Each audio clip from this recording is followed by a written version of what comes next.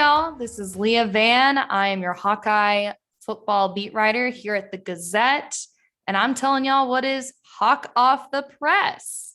Yes, this week I will be previewing this game with Sean Bock, who is my guest later on this podcast episode from 24/7 Sports. And then later this week, I will have our Iowa State beat writer, Ben Visser, to talk about what to expect from the Cyclones this Saturday and how this matchup might play out. Maybe not. We could both be wrong. I don't know. That's the whole fun in it, is the unpredictability of college football. Anyway, I thought I would start off this podcast with some notes. Out of the Big Ten West, we do have some big news. Iowa plays Minnesota on November 13th, and the Gophers actually just lost their running back Mohamed Ibrahim to a lower leg injury so he will be out for the remainder of the season. Really unfortunate. I was looking forward to seeing him and Tyler Goodson go head to head, obviously, in November, but we won't see that all-star matchup.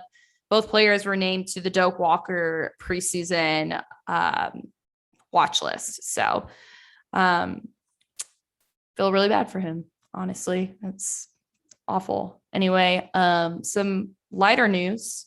Iowa is at the top of the Big Ten West after its win over Indiana this weekend. Of course, the Big Ten West favorite Wisconsin was beat by Penn State 16-10. And the only other team to have a conference win right now in the Big Ten West is Illinois, who beat Nebraska in week 0, but Illinois lost to UT San Antonio this weekend. Go Roadrunners, as my little brother who spent 1 year there would say. And anybody else, as far as we go, Purdue was the only other team with a win worth noting, I guess, 30-21 this weekend over Oregon State, which is a non-conference alliance matchup. So, yeah, that is where the Big Ten West is. And we have some game notes that I received through the email from our trusty athletics department at the University of Iowa. So some of the ones that stood out to me was that the Hawkeyes have played 23 straight games without surrendering 25 points, which is the longest streak in the nation among Power 5 teams. The Hawkeyes rank number 1 in the Big Ten in scoring defense and number 3 in rush defense and pass defense. So there you have it. This will be the first time that Iowa and Iowa State meet as both ranked in the top 25. So that's a really exciting milestone for this rivalry this weekend. And there's one more that I wanted to read off for y'all that, if you give me 1 minute, I will have it pulled up in front of my face. Or did I write it down on my notebook? Oh, some people were asking on Twitter when the last time the Hawkeyes opened with ranked opponents. And the last time, here it is, Iowa is playing its second straight AP top 25 team, of course. It marks the 4th time in program history the Hawkeyes have opened a season against consecutive opponents ranked in the AP top 25. The last time being in 1974. Yes, 1974. Yes, they went 1-1. In 1973, they went 0-2. And in 1960, they started 2-0. So if Iowa gets that win this weekend over the Cyclones, it'll be the first time since 1960 that it has opened and defeated 2 ranked opponents. That took way too long for me to say. I apologize. It's been a long weekend. I'm very tired. Of course, Riley Moss collected a couple of awards after this weekend. He was named the Big Ten Defensive Player of the Week and the Walter Camp National Defensive Player of the Week. So also really exciting news for the Hawkeyes. And with that, I will direct you to Sean Bock of 24/7 Sports. I'm really excited to have his insight, especially on recruiting. It was a big recruiting weekend this weekend. So here's my discussion with Sean, and I hope y'all enjoy it. Thank you for listening.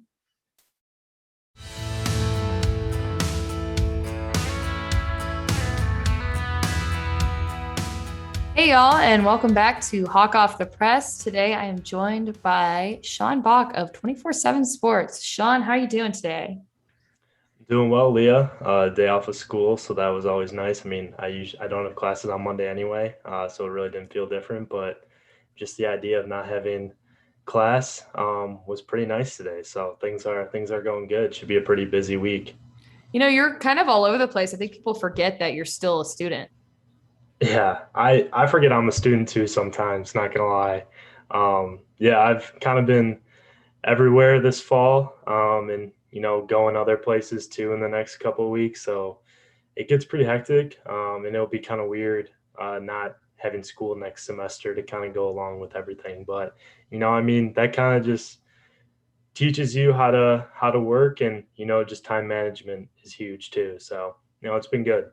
Yeah, well, that's awesome. So, as far as you are a recruiting expert, so I thought I would ask you what you found out about recruiting this weekend. Obviously, I saw Caden Proctor and Xavier Nawampa at the game. Caden is a gigantic human being. Wow. But yeah, what are some rumblings and what have you heard from this weekend? Yeah, so I know it's going to kind of be a cliche with recruiting and with the offers that Xavier and Caden have, but the Blue Bloods are definitely intriguing to them. You have Caden who visited Alabama, Ohio State, Notre Dame. He's been to a couple other schools like Arizona State, and there's some I'm missing too. Obviously, he's been to Iowa and Iowa State as well.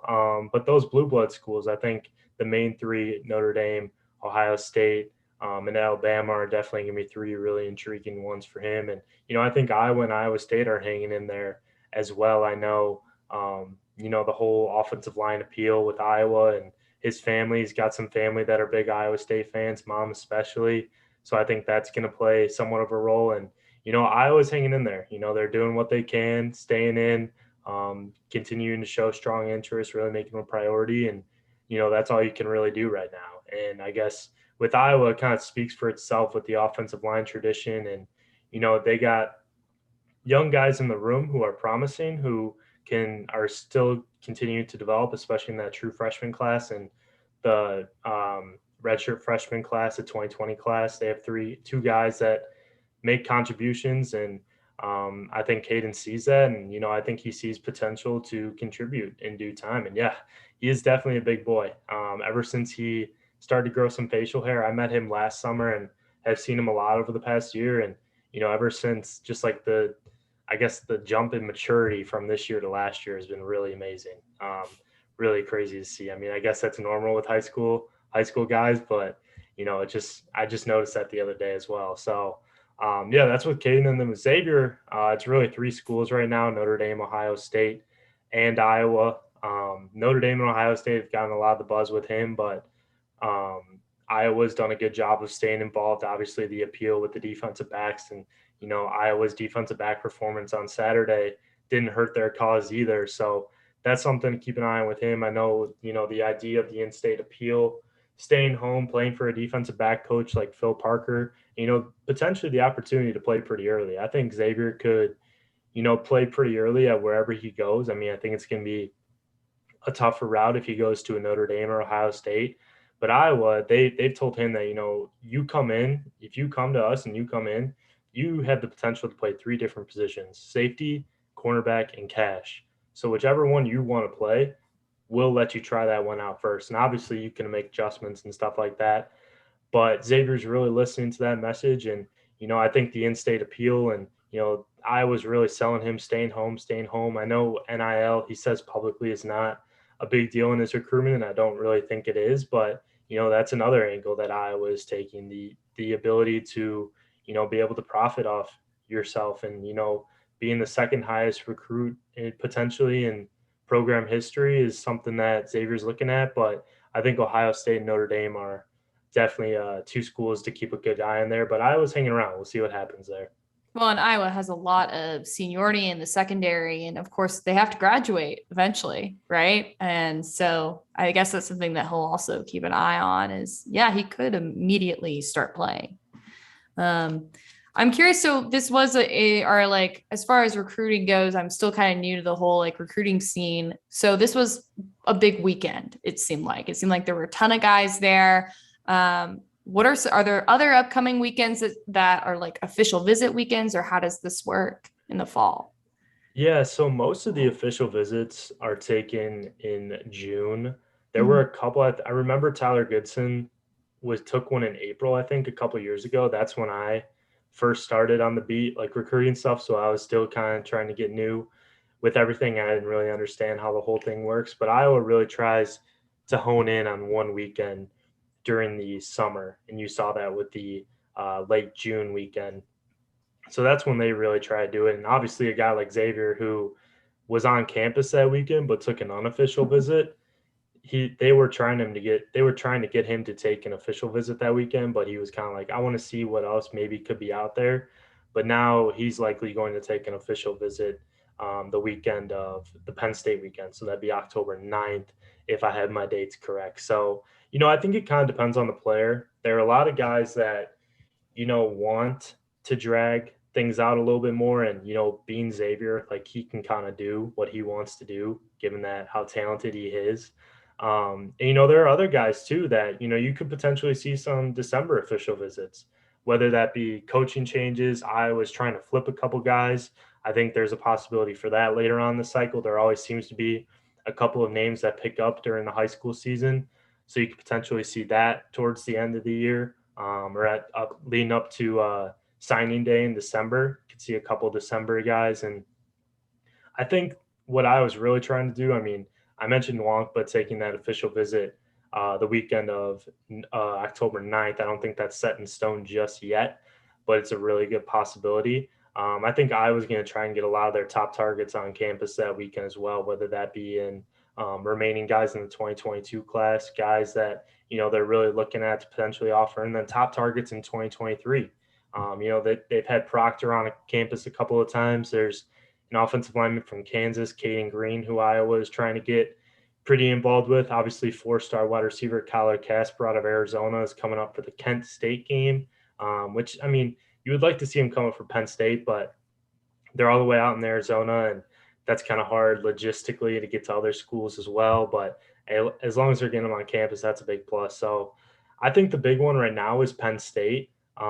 There's not a ton of guys that I know I know the 2022 commits are all trying to get up to Penn State or get up to Iowa City for that Penn State game. So that'll be pretty crucial, especially be good to have those guys, be in his ear a little bit. And yeah, I think they're going to try and get a number of 2023 guys on campus that weekend as well. And a couple in-state guys too. So it'll be interesting. I'm pretty fascinated to see how it all works out this year. I know this past weekend there were obviously Nwankpa, Proctor, Asa Newsom, athlete from Waverly Shell Rock, who I think is going to play linebacker at Iowa, or not play linebacker at Iowa, but Iowa's recruiting him as a linebacker.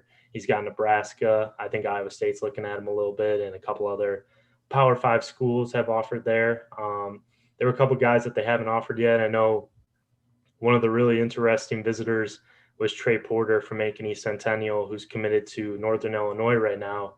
And he was planning to camp at Iowa this summer, or Iowa wanted him to camp this summer, but he was all the way committed to Northern Illinois, didn't want, anything to do with that. Iowa started to pick up a little more, and he seems to be really interested in what Iowa has been saying to him. So that's going to be one to watch in the next couple of weeks.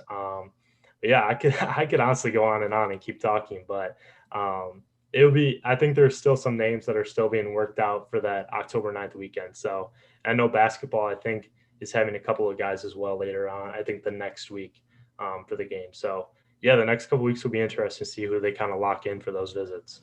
Yeah, I mean, I certainly think that anybody who came in on Saturday was happy with what they saw. I mean, it was a great game, great day. I mean, not a very competitive game and not as competitive as everybody thought it would be, but it was a great game from the sense it was exciting to watch and the crowd was into it. And obviously Iowa came away with the win. Speaking of Iowa, let's transition and talk about this team. Obviously the big guy that we all are talking about is Riley Moss and his performance on Saturday, but Were there other players on the team that really stood out to you that maybe we need to keep an eye on this season?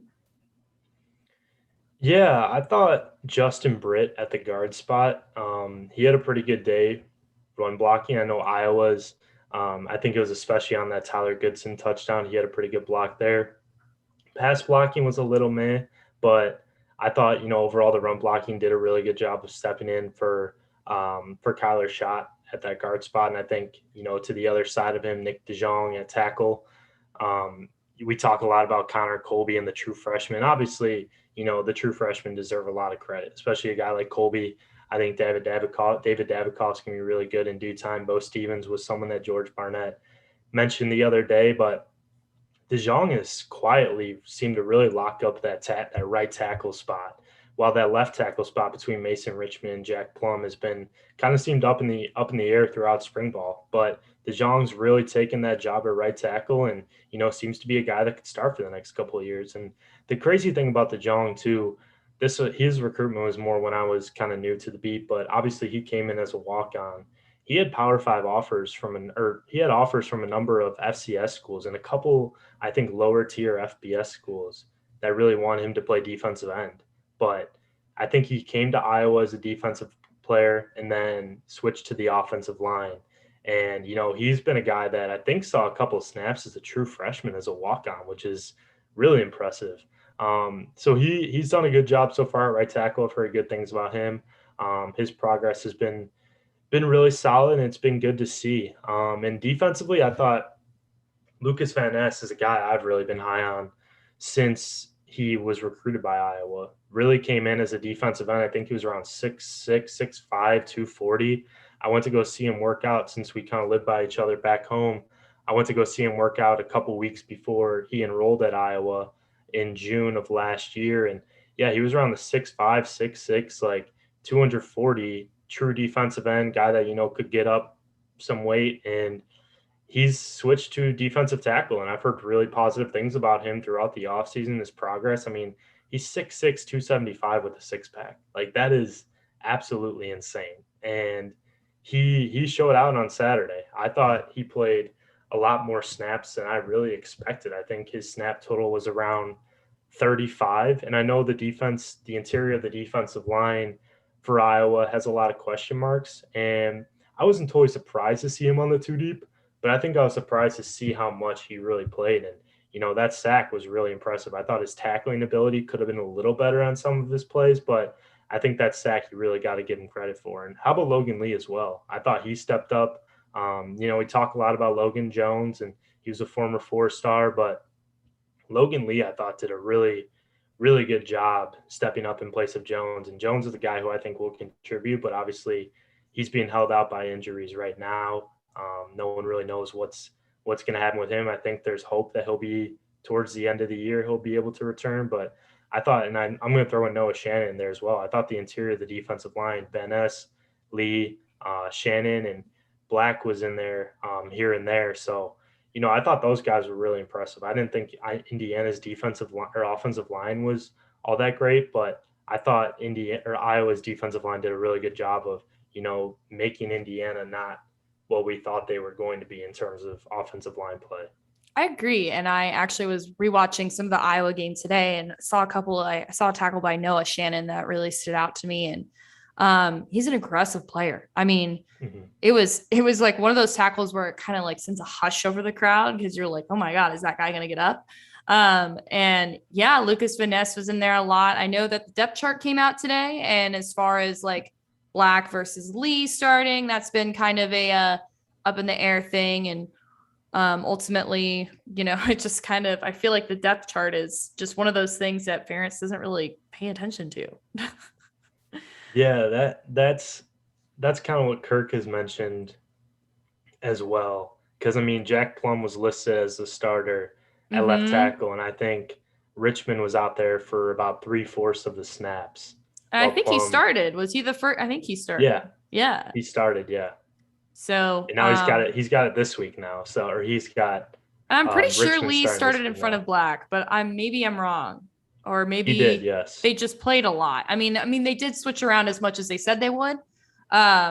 But yeah, and then I noticed that the corners were switched a little bit in the two deep this week, but I don't even know if that's on purpose or not. So Yeah, we'll I see. don't I when it comes to corners, like I do not pay attention to that. I don't know why. I just never really have. Yeah. Um, yeah, to me, I kind of who I think that stood out to me was obviously Charlie Jones. He did great. Mhm. That opening return was like 33 yards. He made that crucial catch on 4th and 2 early in that first half that I think we all were surprised that Iowa went for. Yeah.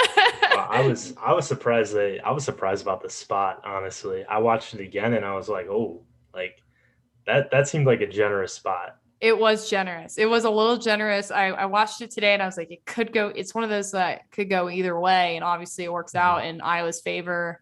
Um, yeah, and I don't know. I guess I watched a little bit of Iowa State today.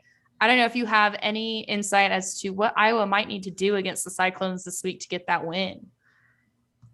Yeah, that's gonna be, as you said before the show, I think we'll find that out Tuesday. We'll try and get as much as we can from the players. And I say as much as we can because sometimes it can be tough, you know? I mean, I think Riley Moss had a couple good explanations. Then he realized he kind of gave too much stuff. And he's like, as long as we stay disciplined, we'll be all right. And, there's truth to that. But there's also like, we want to know so much about, everything. But it's like, they have media like training for a reason. Like you can't give away all your game plans because believe it or not, they're like other college programs have people who are going to read what other players say or opponents say to see if they can get anything out of it. So, I understand that whole dynamic. I get. I think Iowa players and Kirk Ferentz has gotten a little better about it in the last couple of years. But yeah, I mean, in terms of Iowa State, stopping the run game.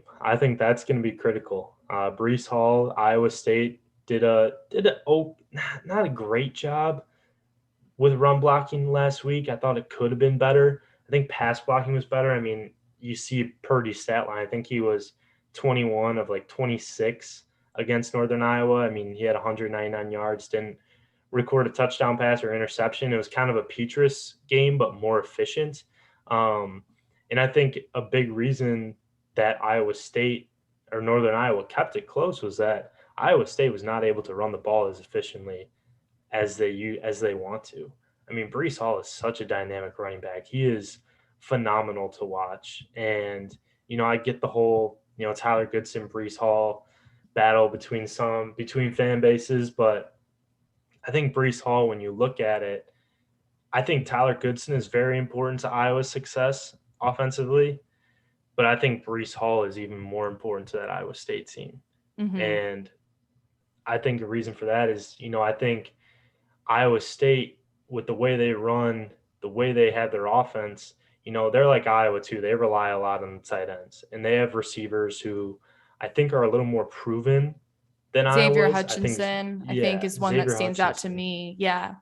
Yeah, he's like a Brandon Smith this year, except maybe more productive than Smith was last year. I'm not putting any blame on Brandon Smith. Obviously, there were issues with the passing game last year, but Xavier Hutchinson he's a mismatch problem. I think that's going to be one of the really underrated battles that goes into this game. I mean, I wouldn't say underrated battles, but I think a battle that more people need to be talking about because it'll be interesting to see how Iowa goes about that if they want to put, say, Riley Moss on there or Matt Hankins. I mean, Riley Moss, I would say is probably around 6'2", maybe.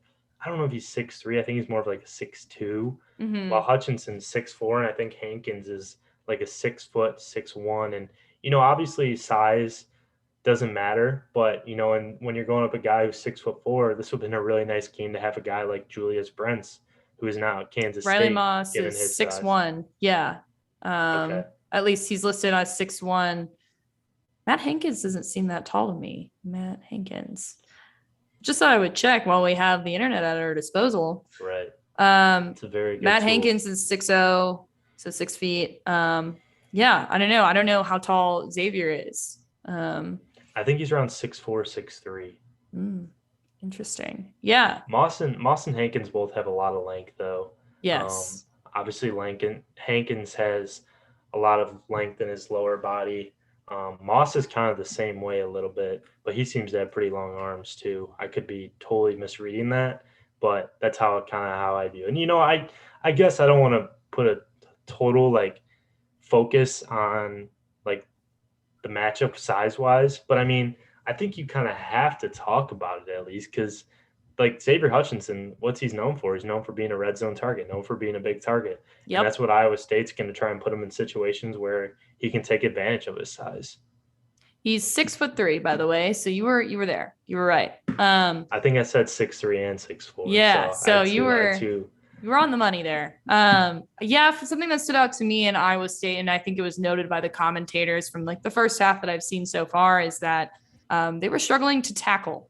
So they were a little rough, a little rusty on tackling drills, and of course, like tackling has been kind of limited in preseason practice on every single team with the NCAA guidelines, but yeah, that was something that I noticed was UNI was breaking a lot of tackles. And I mean, they just weren't bringing guys down. And someone that I think Brock Purdy on, Iowa State's offensive side, on the flip side of things, he's a hard guy to take down, actually. I noticed there were quite a few times where he was breaking multiple tackles and getting the ball off. Now, whether or not the ball went in a good place was another story, but yeah, I mean, he's kind of a truck. Like he takes a while to bring down, and credit to him and his strength and athleticism. But we did get a couple of Twitter questions that I thought would be interesting for both of us to answer.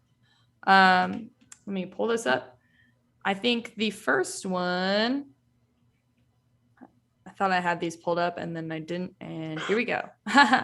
Okay, so how concerned should we be about Iowa's ground game? Apart from Tyler Goodson's touchdown, was Indiana's run defense that good? Iowa's offensive line just so, or a combination?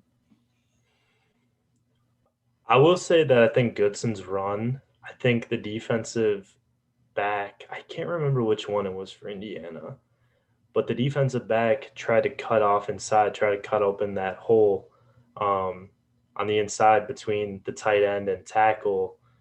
And Goodson did a really good job of reading it and getting him to pursue as deep as he did and then cutting it outside. I think Iowa got pretty lucky there. Um, I do think Indiana's defensive line was one of the strengths of their team as well. I know we talk about a lot about the linebackers and their secondary is pretty dynamic, but I mean you have to take into account Indiana's defensive line had two guys on the outside that were playing SEC football at this time last year.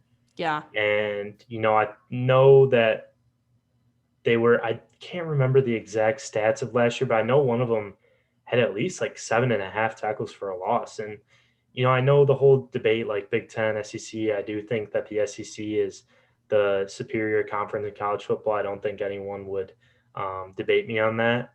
So I do think you have to give, though I think I wouldn't say the level of competition when it comes to Iowa's offensive line, because Iowa's offensive line is always pretty good. But I think those SEC guys, you got to give Indiana credit and those guys credit for stopping the run, because I think those guys played a really key part in setting the edge and not allowing Goodson to get to the outside. I mean, I mentioned it with you earlier, or I talked about Brees Hall earlier, but Goodson, I can't remember exactly which side of the field it was, but there was one side of the field where he could not really get anything. I'll actually pull it up right now. It was to the left side. So he had 3 carries. He had 3 carries to the left side of the field. So on the left side of the center, 3 carries for a total of 0 yards. And then the rest of his carries, he had 5 of 28 off the center to the right, in between in the center. He had 6 between the tackle and the guard. And then his touchdown run was obviously to the outside, but that was a 56-yard gain. And then he had his 4 other carries, he only got 5 yards in them. So, I mean, I guess you kind of want to take those with a little bit of grain of salt, but I thought the left side of the line was a little concerning. And I mean, to the outside, and, same thing with the right side. I thought that was a little bit concerning the outside, but I think you have to give Indiana credit there for their ability to set the edge and, having Ryder Anderson and I can't even remember the other guy's name right now, even though I wrote about him like 5 times. Right. But Same. yeah, they did a really good job staying the edge. And I don't want to say I'm concerned about Iowa's run game because there have been moments like this before. Like, I mean, even Ivory Kelly Martin, I thought had a solid game despite that one fumble. Hmm. And I mean, think about last year, Penn State, Iowa, Tyler Goodson really couldn't get anything going. Granted, the conditions at Penn State were not ideal with the grass and how much Goodson likes to be shifty and, move side to side laterally. It really wasn't his game. But you can't really say that about Iowa because of turf field and great conditions. But I don't want to worry about the run game yet. I feel like it'll be good in due time. Things are still working itself out. And I think the offensive line could have done a little better when it came to run blocking. Um, I think the tight ends outside of that touchdown run could have done a little bit better as well. I think there were some good moments with the offensive line run blocking, but I also think there's some moments where, one or two blocks here or there could have made a much bigger difference. So I think things are still working itself out there. I'm not ready to worry about it, but I do think it's going to be key against Iowa State because they have two pretty good defensive linemen or a couple of good defensive linemen off the edge. Yeah, and I think that the SEC is kind of coming up on, especially with edge rushers. They are starting to. A lot of the podcasts that I've been listening to have been saying that that's kind of what their bread and butter is producing some of those edge rushers. And Indiana, that was one of their more experienced position groups, was the defensive line. The next question was, many fans are concerned about the offense, but do you agree that the offense was shut down with a 28-point lead? So, I mean, I'm not, I don't, I think it's week one. And I think Spencer did I think he did what he had to do to secure the win. Obviously, if you looked at the completion percentage, like, it's not going to tell the full story with him. A lot of his balls were still like very accurate. And Sam Laporta had a great game. And so to me, I thought he did what he had to do and what he was put in position to do to get the win. So the offense overall, we already kind of touched on the run game. I think the offense looked good, and especially against a defense like Indiana's, which was one of the best and most experienced in the Big Ten. So now Iowa State has their 3-3-5 defense, is kind of known that it's been like the most innovative in the Big 12 and the best in the Big 12. That's also the Big 12, right? So defense in the Big 12 is notoriously not that great. And so, I mean, I think that it'll be an interesting matchup for sure. I don't know what your take is on the offense overall, passing game. Yeah, I think the offense. I think you hit on the head there. I think when you're up that much, it's like, how much do you really want to show? You know, Mm-hmm. and I mean, I think there were times where Petrus could have hit guys like Tyrone Tracy. I mean, he was visibly frustrated with some of the times that he was open and Petrus didn't find him.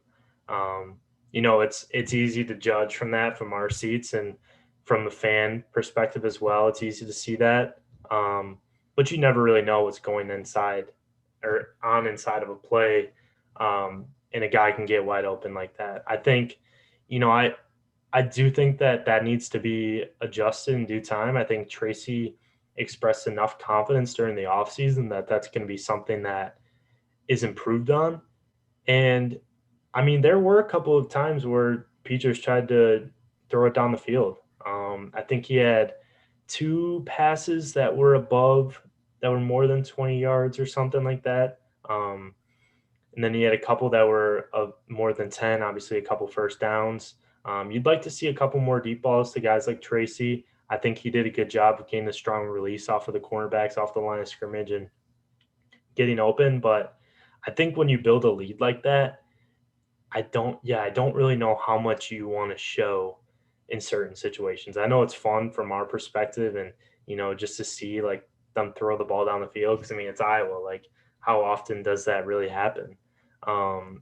So I think it all comes down to, not wanting to show as much. Obviously, you'd like to build on a lead. You'd like to see like your team complete a long pass like that. But I think during the second half, Iowa was kind of like, all right, like let's just get this game over with. Like, let's do some things, but let's not try and show too much because we don't really need to. Yeah, I charted this earlier and I wish I had the numbers here, but here we go on this other notebook. 1 second. Yeah, I was counting the number of passes that he even threw in like the second half. He only threw 9. The first half he threw 17, I guess is what the math would work out to be. So yeah, I mean, I didn't even think of that. Like, you don't want to show everything you've got in your toolbox, especially with Iowa State on the horizon. So yeah, but I did. And we saw Nico Reganey also had 2 big catches there. And Charlie Jones is being used a little bit more, but Tyrone Tracy, I was very intrigued by some of the run plays that he got. I thought that was kind of fun. I was intrigued by the Wildcat with Tyler Goodson. I thought the quarterback draw by Spencer Petras was very well done. Obviously, credit to the offensive line. Gave everybody a heart attack when Tyler Linderbaum went down on the ground. But, Tyler assured us that he is just fine in the press conference and was sick of answering questions about it. more than a couple times. Yeah, I think like that was a very high anxiety moment for Iowa fans. There was another guy who asked me a question who was like, can people relax on Spencer Petras? I don't even think that's a question. But I think they should. I think they should relax on Spencer Petras. I don't want to dive too far into it, but I think there were definitely, I think there was more, there were some passes last year where you're like, oh my gosh, like that was almost picked off. Like, why do you throw that? But there were like 4 or 5 of them a game. I think I only saw like maybe 1 or 2 of those. It's a small sample size, but I think that was definitely some encouragement. And Kirk doesn't really, I wouldn't say hype up guys, but I think what he said about Petras last week during the Tuesday availability was very, very notable. I don't know if you asked the question. I can't remember who did, but saying like he's night and day from last year at this time. And, you can say that, but I really think Kirk meant it. And I think we saw some improvements on Saturday from last year too. Well, and I think it just shows how much confidence he has in him, like going for it on 4th and 2. You know what I mean? I think those are the key moments that you really put a lot of trust in your quarterback, and the touchdown run too. Yeah, especially like running, like throwing the ball, like a bootleg or something. Like, Nate Stanley, every time it seemed like when it was 4th and 1, 4th and 2, it'd just be a QB sneak. And Iowa did that a couple times on Saturday, but just having him like getting a guy outside the pocket, rolling outside the pocket and throwing it. I know it wasn't really a deep ball or anything. It was just a quick route. But I mean, that still shows some confidence, I would say too.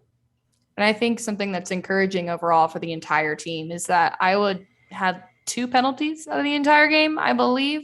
And I think Ferentz mentioned that, especially in comparison to Indiana, who was very heavily penalized, especially in that first half. So even though it was a first game, a week 1 game, it wasn't as rough as it could have been, as far as, those little things that tend to happen. Now there were 2 fumbles, which Ferentz also did not seem very concerned about at all. But I won't say at all, but he just kind of said, we can't do that, but it is week 1, and Ivory Kelly Martin's coming off an injury. So that's also a byproduct of that. Speaking of injuries, we did get a question about Charlie Jones and Sam Laporta. We'll ask tomorrow, but they are both on the depth chart. Yeah, that's all I'd really have to say. And I mean, no one asked Kirk about it, but Laporta seemed in good spirits afterwards. No one really noticed Charlie Jones except a couple people on our message board wrote stuff, and obviously on Twitter. But I haven't really heard any like reason to be concerned with it. It was kind of, I guess sometimes it's one of those things where someone goes into the medical tent. Obviously, if you're watching on TV, it's a little bit easier to see that. Whereas we're all the way up in the press box and you're like, oh, shoot, Right. So I don't know if you got any more Twitter questions on your end. I know you retweeted mine. Yeah, let me look really quick. I thought there was one that was the same deal with Jones and Laporta. gosh, my computer is so slow. Um, Any timeline on shots return? This one. yeah. I think they said like 1 to 2 more weeks, right? Yeah, I think the initial hope was for Iowa State, but I think it was, I don't remember who exactly tweeted it. Might have been Chad Leiskow of the Des Moines Register tweeted that um, it didn't seem totally optimistic when people were talking to him during media day a couple weeks ago. I know that was the hope, was to get him back for that Iowa State game, but I'm not 100% sure at this point. I think it could be noted that he's not on the depth chart, but once again, some things you got to take with a grain of salt with that. Yeah, I think that was it last week? I think Kirk said 1 to 2 more weeks. And of course, I think in the opening press, even at Iowa Media Day, he said mid-season. So I mean, there really isn't I don't know. It's hard to say on that one. And any chance we see Keegan out there outside of special teams was another question we got. Yeah, I think he played 8 snaps on offense Yeah, I was going to on say I saw Saturday. him. He just didn't get the ball. Right. Yeah. And, I think that's another thing too. I think a lot of people, I mean, obviously hyped up the freshmen. I think Arlen Bruce and Keegan Johnson are going to play roles this year for Iowa. But I think we also need to remember that, Charlie Jones is a pretty good receiver at Buffalo as a redshirt freshman a couple years ago. Nico Reganey, maybe not be the most athletic or biggest guy in the world, but I think he's probably the best route runner, one of the better route runners on the team. And, just being able to get off the line of scrimmage and being reliable, I think he had a drop on Saturday. So, I mean, obviously, take that with what you will. But I think Charlie Jones and Nico Reganey are two really good receivers that more people maybe should have been talking about. I think Keegan and Arlen are going to be really good, but I think Charlie and Nico are also going to be big parts of the offense this year too. Well, and also they've been playing for a while, right? They've been playing at Right. this level for a long time. And so they're used to the pace of the game. And Nico did have 2 very good, very, good length catches. So it was, Mhm. I think one was 11 yards, one was 10 yards.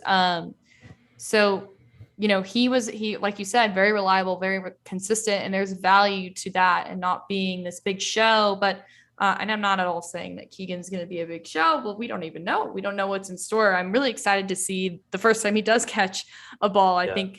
think that's going to be really exciting for all of us to see and see what he's capable of. I'm excited to see Tyrone Tracy have a bigger game, and that's bound to come too. And like you said, Iowa didn't show its full playbook this weekend for a reason.